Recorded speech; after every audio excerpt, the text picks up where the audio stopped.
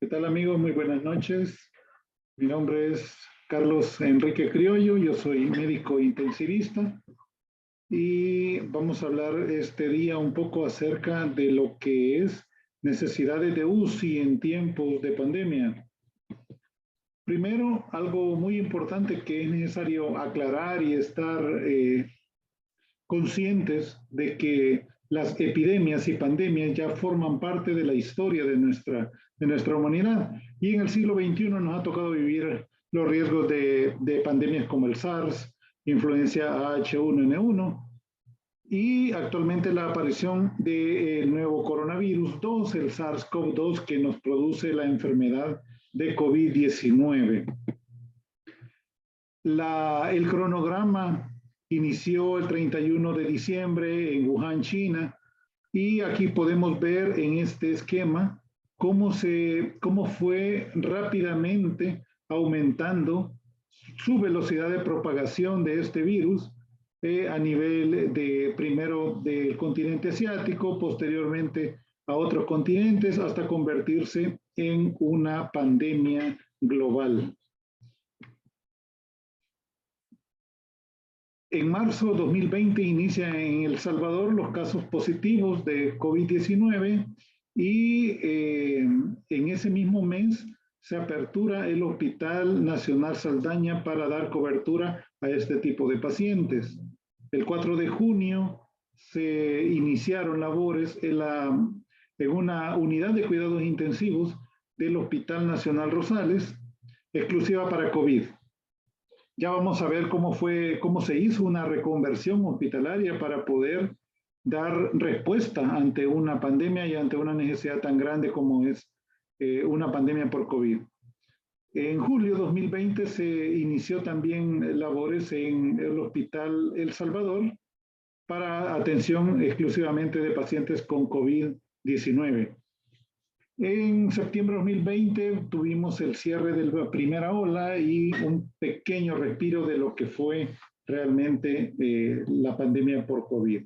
Así iniciamos y algo bien importante, esto fue el 3 de mayo, teníamos una poca cantidad de pacientes confirmados, también teníamos una poca cantidad de pacientes fallecidos, estábamos iniciando lo que era la pandemia. Nosotros llevábamos más o menos 5 meses de diferencia con respecto a la primera ola que se dio en Wuhan, China, y que posteriormente se fue transmitiendo hacia otros países. Esto pues fue una ventaja para nosotros, ya que empezamos a observar y a tener una visión de lo que podría pasar y lo que nos iba a pasar.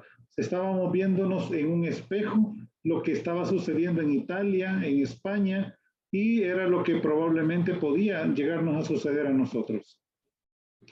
En ese momento, lo que nosotros como intensivistas empezamos a analizar, a ver qué podíamos hacer. La Sociedad de Medicina Crítica tiene una parte donde se habla exclusivamente de la atención de pacientes graves durante las pandemias y tuvimos que empezar a revisar. Es importante siempre mencionar que durante esta pandemia había escasa evidencia, por lo tanto, todos los planes, cualquier plan que se hiciera, estaba sujeto a modificaciones y nos obligaba a estar en una revisión permanente para ir valorando esos cambios e irnos adaptando según cómo fuese la evolución de la enfermedad. Pero, ¿cuántas camas realmente de UCI se necesitan? Esto es algo muy difícil de responder, ya que pero todos los estimados son difíciles de predecir con exactitud.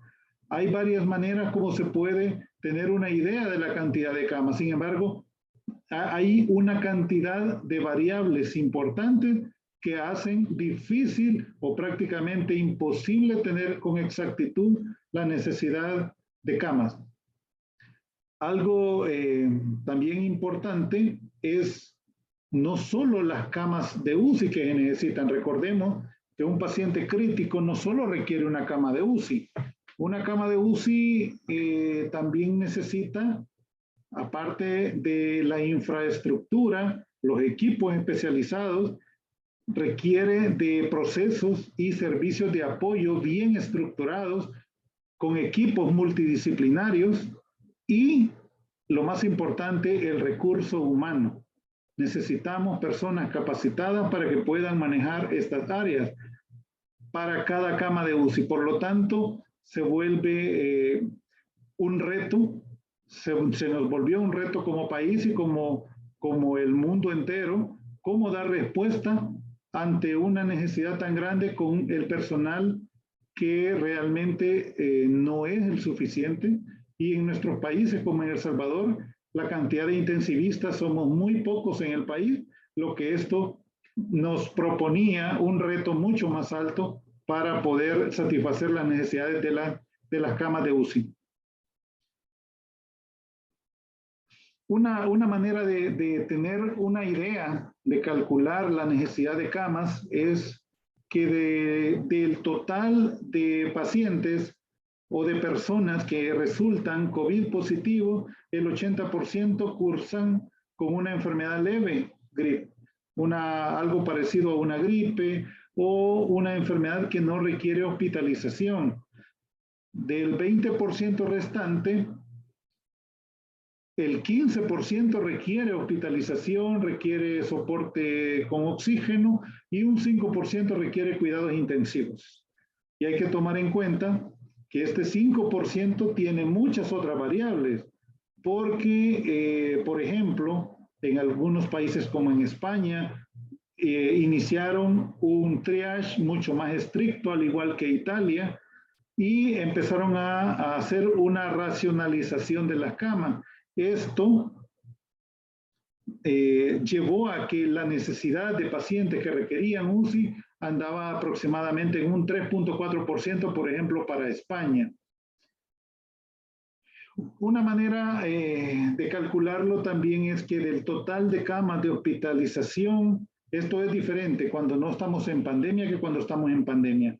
Cuando no, la necesidad es de un 5 a un 12% de las camas hospitalarias deben requerirse para cuidados intensivos. Esto es un patrón normal.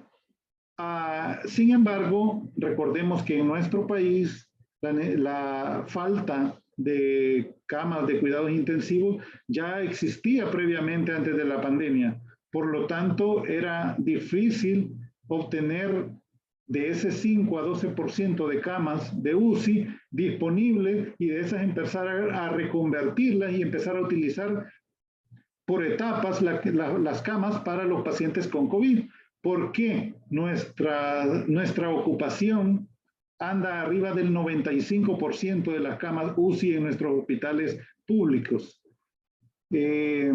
Administrativamente se considera que si una unidad de cuidados intensivos tiene una ocupación cama de menos del 70%, se consideran camas ociosas. Y si tiene más de 85% de ocupación, se considera que se necesita aperturar más camas.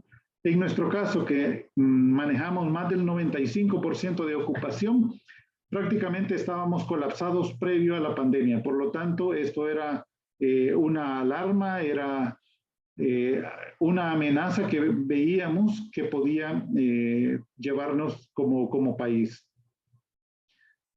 También había otra variable que es los días de estancia. No conocíamos mucho de la enfermedad, calculando entre un 7 a 10 días en promedio de día de estancia en cuidados intensivos. Esto también nos servía para calcular las camas. Sin embargo, recordemos que nuestros pacientes con un distrés respiratorio grave que requería cuidados intensivos y que muchos de estos pacientes ventilación mecánica prolongada, esto hacía que los días cama fueran mayores y por lo tanto la oferta de camas mucho menor.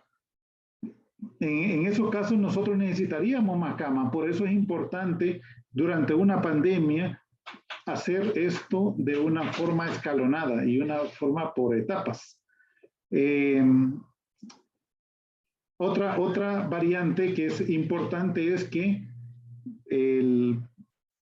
cuando hablamos del tipo de variante del virus, recordemos, no es lo mismo el virus que inició allá en Wuhan, China, a el virus que tuvo algunas variaciones genéticas, y esto fue lo que realmente pudo convertirse en estas variantes de interés o de preocupación, lo que también nos podía haber afectado y la necesidad de camas de cuidados intensivos. Otro punto importante también es el triage. Como lo mencioné anteriormente, depende de los países. Por ejemplo, Italia empezó a hacer un triage de acuerdo a la edad, de acuerdo a las comorbilidades de los pacientes, y no así el 100% de los pacientes que estuviesen con necesidad de ventilación mecánica o aminas vasoactivas. También es importante mencionar que debemos siempre tener en cuenta 3 escenarios posibles. El promedio, el mejor y el peor. Siempre hay que estar preparados para los 3. Sin embargo, nosotros no podíamos hacer una reconversión de camas de cuidados intensivos, sino más bien crear camas nuevas de cuidados intensivos para poder atender la pandemia de COVID. Es importante siempre hacerlo a través de fases de respuesta, donde tenemos que incluir, según la CEMISIU, la fase 0, que es la preparación. Esta fase para nuestro país nos duró aproximadamente 3 meses, desde el 31 de diciembre, que se conocía que el virus iniciaba en Wuhan, China. Tuvimos 3 meses como para empezar la preparación. Y esta preparación tiene mucho que ver para cómo se plantea que exista una actividad asistencial normal. No hay todavía limitación de ningún tipo de asistencia. Es cuando se empieza a planear los planes se pueden hacer los planes de contingencia, es donde tenemos que hacer un análisis de nuestras fortalezas, nuestras debilidades, oportunidades y amenazas, y ver qué tenemos para enfrentarnos a esta pandemia. Hay que conocer exactamente nuestra capacidad instalada y importante también hacer ya la coordinación formando equipos multidisciplinarios. También es importante en este momento las políticas a nivel macro, que sería del Ministerio de Salud, y políticas a nivel institucional. Es importante ya empezar a modificarlas, evaluar el equipamiento necesario, la organización y la estructura del área, debemos de empezarla a considerar. Y es un punto importante donde empezamos las capacitaciones del personal. Esta es una imagen, son unas fotografías donde aún no usábamos mascarilla, pero podemos ver donde se activó todos los equipos del Hospital Nacional Rosales, por ejemplo, para hablar de esta nueva área que se creó, donde había todas las especialidades médicas, estaban las jefaturas, estaba mantenimiento, vigilancia, bacteriología, consulta externa, emergencia, prácticamente todo el equipo, farmacia y todos los servicios de apoyo para iniciar la planeación, incluyendo vigilancia, mantenimiento. Y fue como hicimos realmente nuestro FODA, y veíamos que teníamos una gran fortaleza, ya que tenemos un hospital de tercer nivel como Hospital Nacional Rosales. Teníamos un espacio amplio, aislado del resto del hospital para este tipo de patología. Teníamos una ubicación geográfica adecuada, ya que teníamos acceso a través directo de una calle aledaña, y los servicios de apoyo fuertes y completos. Tenemos equipos de rayos X, laboratorio, farmacia, limpieza, nutrición, informática, que ya tienen sus procesos bien establecidos. Por supuesto que se tenían que modificar para adaptarse a esta nueva naturaleza del aislamiento. También los especialistas, subespecialistas, y también un comité comprometido en el proyecto, todas las especialidades. Y algo bien importante es que los procesos ya estaban bien definidos. Y eso nos ahorró mucho tiempo y mucho trabajo. Pero también existe ese gran problema que eran nuestras debilidades, que existe una alta demanda de pacientes con falla renal crónica. Nosotros nos enfrentamos diariamente también a otra epidemia, más bien una endemia, que es la falla renal crónica. Las enfermedades oncológicas, reumatológicas, cardiopatías, etcétera. Poco recurso humano, y las UCIs ya tenían una alta ocupación de cama.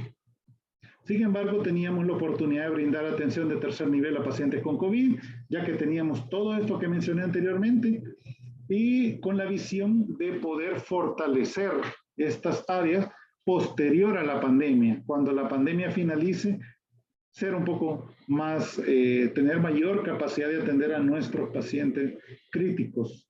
Teníamos la posibilidad de ampliar la unidad de cuidados intermedios, que iba a jugar un papel protagónico también en esta pandemia.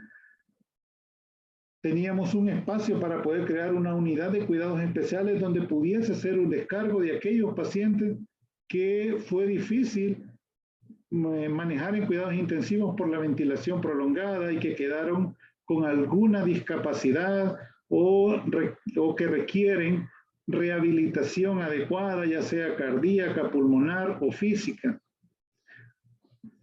Y vamos a ganar todos. Tenemos una oportunidad para ganar como Hospital Nacional Rosales, como país, como El Salvador. Y teníamos la principal amenaza, que era una pandemia global, y no sabíamos si en algún momento a nivel mundial iba a existir una escasez de medicamentos e insumos, el riesgo de nuevas variantes, que era lo que sucedió, y la falta de una vacuna efectiva que no la teníamos en ese momento a principios de la pandemia. Y fue como se creó realmente un proyecto de la Unidad de Atención de Cuidados a Pacientes con Infección COVID, y esto se trabajó de una forma multidisciplinaria que realmente durante la adversidad pudimos ver cómo realmente el equipo se activó, y a pesar de tener miedo se logró realizar todo este proyecto que realmente ayudó mucho a nuestro país. Lo que propone la CEMICIUC, según las fases, es que la fase 1, que más o menos se ocupa el 10% de las camas que ya tenemos para cuidados intensivos, previamente para otras patologías, puede utilizarse un 10% de las camas.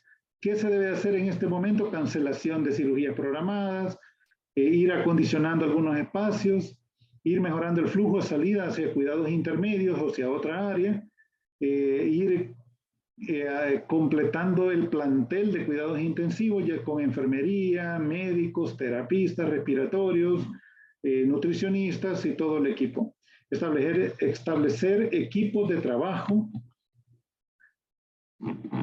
y tratar en este momento de mantener la relación enfermera-paciente, una enfermera o enfermero por cada 2 pacientes, así como la relación de intensivista-paciente, que con este 10% todavía se pudiese cumplir.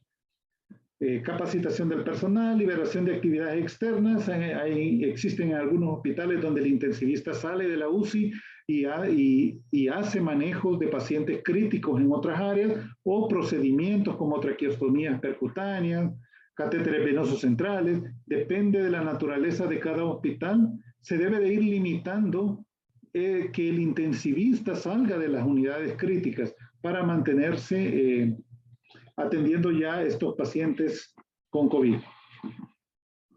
Los criterios de ingreso en este momento siguen siendo habituales, significa que el triage no debería ser tan riguroso en este momento, siempre valorando la capacidad que tiene un paciente de recuperarse, que por definición un paciente crítico debe de cumplir con esa definición según la OMS, paciente que tiene capacidad de recuperarse. Hay pacientes que tienen enfermedades terminales, que eso se convierten ya en paciente terminal, y no es el caso. Para eso existen otras áreas como las unidades de cuidados paliativos, donde se le puede brindar también atención al final de la vida de estos pacientes.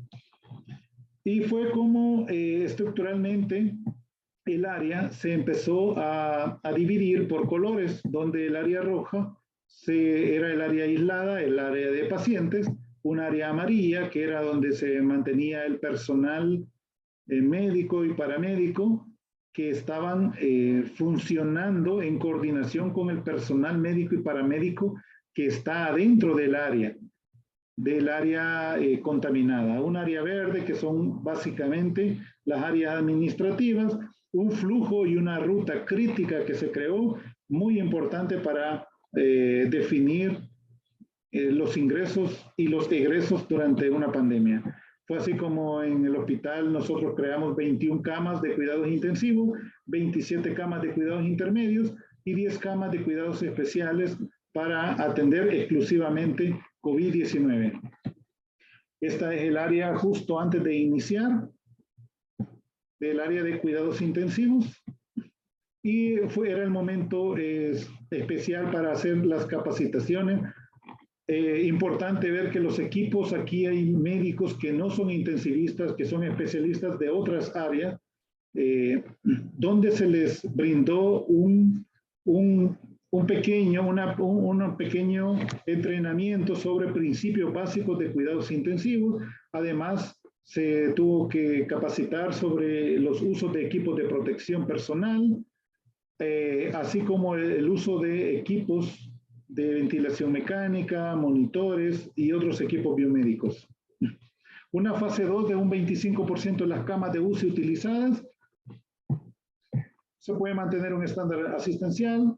Se deben sectorizar los pacientes con COVID. Ya los que tienen el 25% deben estar en un área aislada, diferente y del área donde están los pacientes no COVID. Aquí se empiezan a endurecer los criterios de ingreso.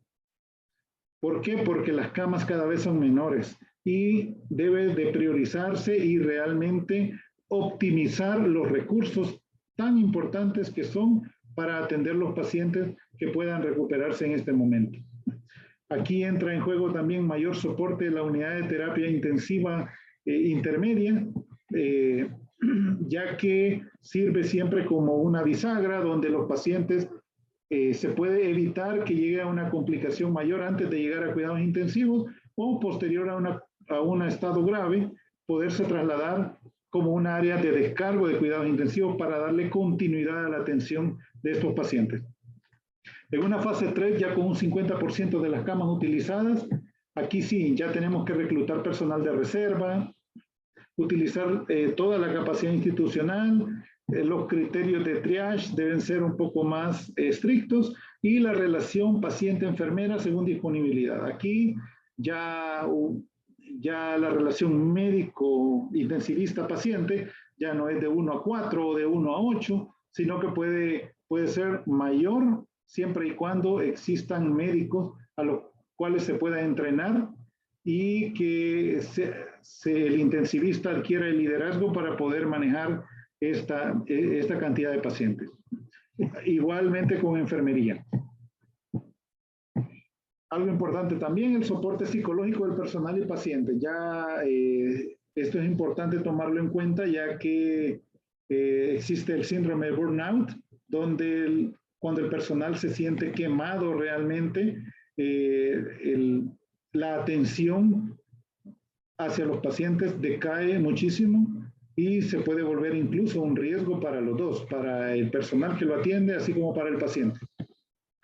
Esta es parte del equipo. Aquí podemos ver otros especialistas donde ya están siendo entrenados en el sistema del expediente electrónico para poder atender a estos pacientes. se creó unas capacitaciones para todo el personal de COVID de salud mental y se programaron varias actividades para tratar de evitar la frustración, el miedo y el trauma que se puede sufrir durante la atención de pacientes críticos. La fase 4, el control de la crisis. Aquí el seguimiento continuo de los pacientes. Aquí es como muy importante porque en teoría aquí tenemos que preocuparnos de aquel tipo de paciente, no solo con COVID, que llegó y se atendió de la manera que se pudo, sino que aquellos pacientes crónicos que dejaron de llegar a ser atendidos en los hospitales porque se disminuyó la atención de este tipo de pacientes o porque simple y sencillamente existía el temor de llegar al hospital y poder adquirir la enfermedad del COVID, ya que se conoce que en estas áreas pues, es donde mayor cantidad de circulación viral podría existir. ¿Qué tenemos que hacer? Tratar en esta etapa de aumentar la oferta y disminuir la demanda. Esto tiene mucho que ver con la naturaleza de cada hospital y de cada país.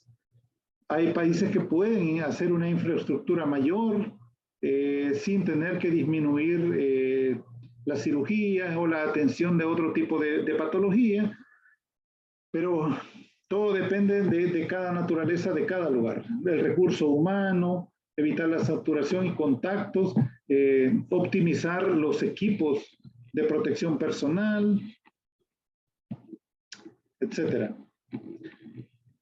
¿Qué se necesita para poder salir de una pandemia? Que tengamos todo un equipo de personas comprometidas con la atención de este tipo de pacientes. Esto requiere de intensivistas, internistas, cirujanos, anestesiólogos, residentes, enfermeras, auxiliares, médicos en preparación, anestesistas, terapistas respiratorios, servicios de apoyo, personal de limpieza, personal de mantenimiento, personal administrativo, todo un equipo multidisciplinario para lograr que los procesos de atención se den adecuadamente y todos los eslabones de la cadena de atención se realicen de la mejor manera. Este es uno de los procesos que nosotros hicimos, cómo iba a ser la recepción de las llamadas, cómo iba a ser la comunicación entre la UCI, cuidados intermedios, cuidados especiales, con la emergencia, con otros hospitales, con la morgue, cómo se iban a hacer las referencias de nosotros hacia los otros centros y de los otros centros hacia nosotros, los criterios de ingreso, modelo por priorización,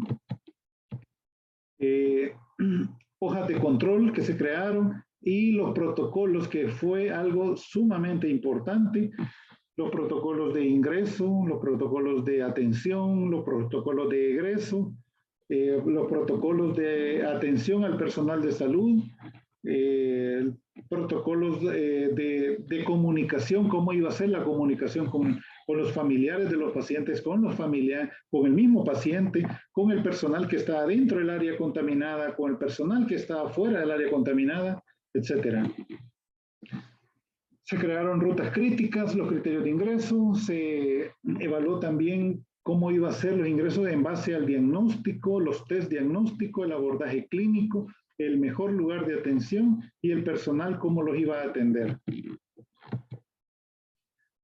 También se utilizó la telemedicina. Nosotros logramos también adquirir de alguna manera cámaras de videovigilancia que nos sirvieron para poder comunicarnos de alguna manera con los pacientes y con el personal que estaba adentro a través de radiocomunicadores y teléfonos inteligentes.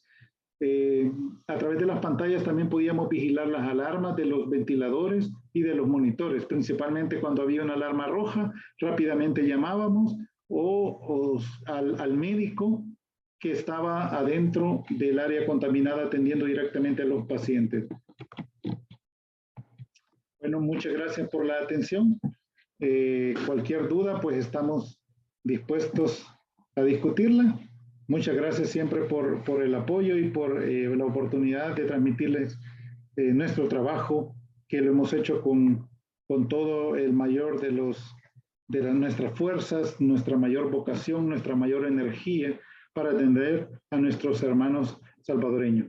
Quizás algo que olvidé mencionar, pero es muy importante mencionar, es que nuestro hospital también, por ser un hospital de tercer nivel, con todas las especialidades, también tuvimos que atender a nuestro propio personal médico, enfermera, paramédico, administrativo, y fue realmente muy emotivo, muy difícil ver a nuestros colegas y a nuestros compañeros de trabajo en una situación crítica, conectados a un ventilador muchas veces, pero también muy esperanzador y muy gratificante ver cuando nuestros pacientes, colegas, compañeros y los demás pacientes lograban vencer la enfermedad. Bueno, muchísimas gracias.